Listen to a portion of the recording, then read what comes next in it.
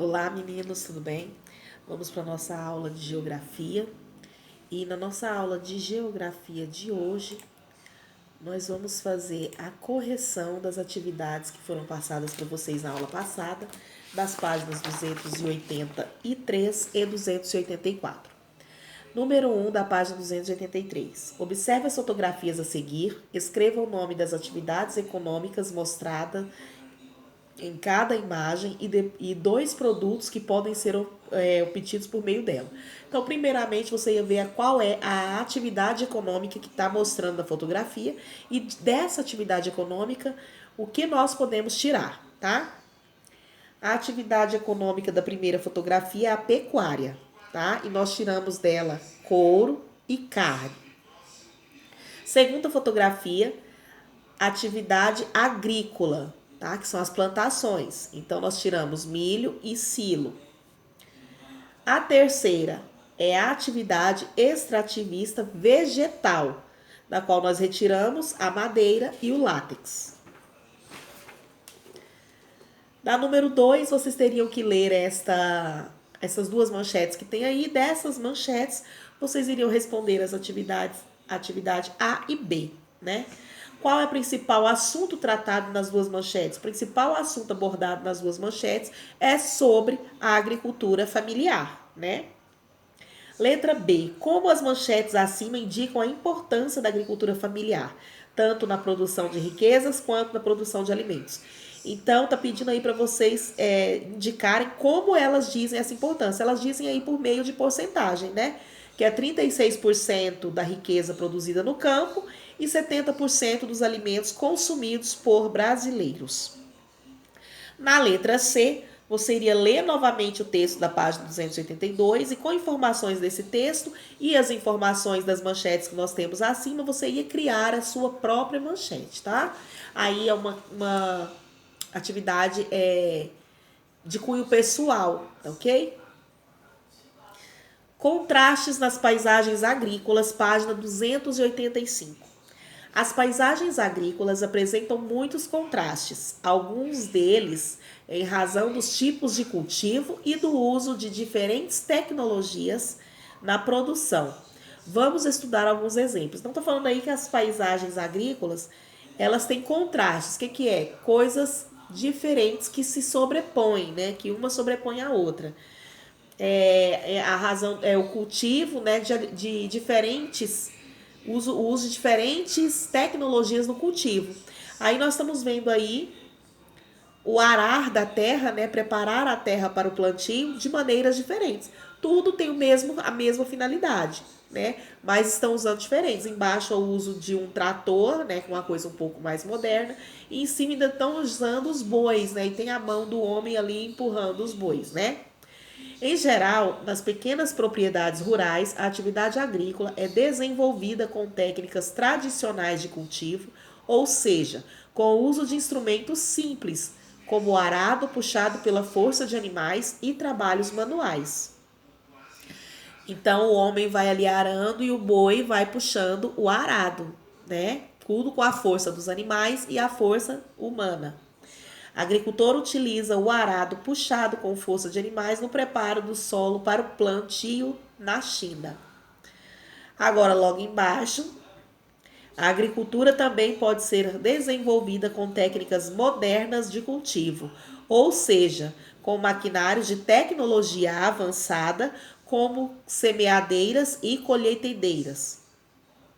Em geral, esse tipo de agricultura desenvolve-se nas médias e grandes propriedades rurais. Então, o plantio, todas as duas, tanto a propriedade grande quanto a propriedade menor, é o plantio, né? Plantio de diversas sementes, mas o serviço é o mesmo, que aí no caso é o arado, porém é diferente na questão do tamanho, né? Se a terra, a lavoura for maior, obviamente a mão do homem fica mais complicado dele fazer o serviço. E menor já fica mais fácil. Então, o serviço é o mesmo, mas a forma com que ele é feita é diferente. Você já observou alguma das técnicas de cultivo retratadas nas fotografias desta página no espaço rural do município onde você mora? Você, no espaço onde você mora, você já viu tanto um modelo de arado quanto o outro, tanto puxado por animais, quanto o puxado por o feito com máquinas, né? Máquinas pesadas e mais modernas? Na página 286, o que nós vamos fazer? Tem uma atividade aí, tá? Número 1. Os itens a seguir indicam características contrastantes da agricultura. Escreva cada uma dessas características no quadro da fotografia.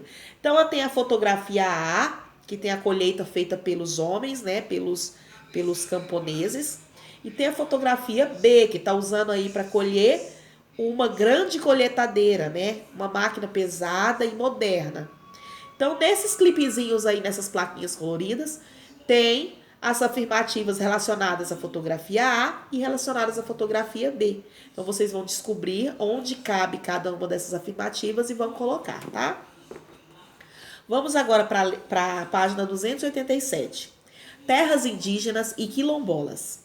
No espaço rural, além das propriedades agrícolas, existem áreas ocupadas por povos tradicionais, que apresentam um modo de vida muito característico de sua cultura.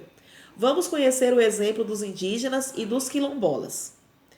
Então vamos lá, primeiramente os indígenas. Muitos indígenas do Brasil vivem organizados em aldeias. As aldeias ocupam terras, em geral, localizadas em áreas de floresta reconhecidas pelo governo federal como território indígena. Nesse território, os indígenas têm o direito de viver e de explorar a terra por meio do cultivo de produtos, da agricultura ou da coleta de frutos e de raízes, e extrativismo. Tá? Então, essa é a forma indígena de viver. Ainda existem grandes tribos indígenas, né, no país inteiro, e essa é a forma que eles vivem, né? Eles exploram a terra, né, por meio do cultivo, eles ainda realizam plantações, e daquelas plantações que eles tiram o sustento, tá? As comunidades quilombolas são áreas de terras no espaço rural, formado por antigos quilombos. Essas comunidades estão presentes em várias partes do Brasil e são constituídas por pessoas que preservam diversas tradições e costumes, herdados de seus antepassados africanos.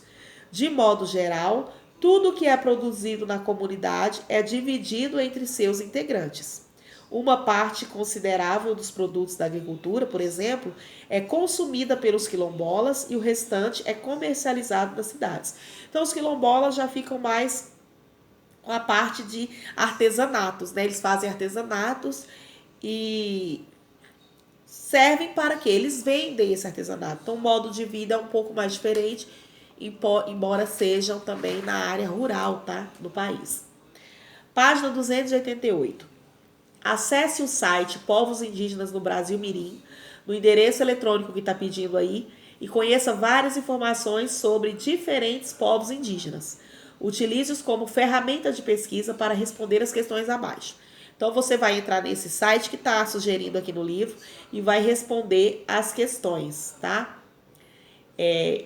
Letra A, escolha um dos povos indígenas apresentados no site, você vai escolher um. Lá no site vai ter vários povos indígenas, você vai escolher um deles e descreva como esse grupo se alimenta e como ocorrem as atividades dele na roça. B, faça uma pesquisa sobre um jogo ou brincadeira de algum dos povos indígenas apresentados no site e descrevam, indicando qual povo e a brincadeira ou o jogo pertence. Então, lá também no site, você vai pesquisar um daqueles povos indígenas, vai pesquisar uma brincadeira ou jogo que eles fazem. Vai aí na letra B, escrever o nome do povo indígena e a brincadeira que ele pratica. 2. No espaço a seguir, escreva um pequeno texto que represente a importância da valorização das diferentes culturas no Brasil. Você imagina que valorizar, dar valor, dar lugar, dar voz a essas diferentes culturas, né? Os quilombolas, os indígenas, né? Descendentes de outros países, né? De outra nacionalidade. Você acha importante eles terem voz e terem vez, né? A gente dá valor a eles? Por que que é importante essa valorização para a cultura do Brasil? Lembrando que, graças a todos esses outros povos, que hoje a nossa população é formada, né? Que deu origem a tudo que nós temos hoje, a culturas também que nós pegamos de outros povos, né? Lembrando disso. Então, vocês vão fazer um pequeno texto relacionado a isso, tá bom? Então, nós vamos ficando por aqui. Eu desejo para vocês um ótimo final de semana, para você e toda a sua família. Beijo da tia Flávia, até semana que vem.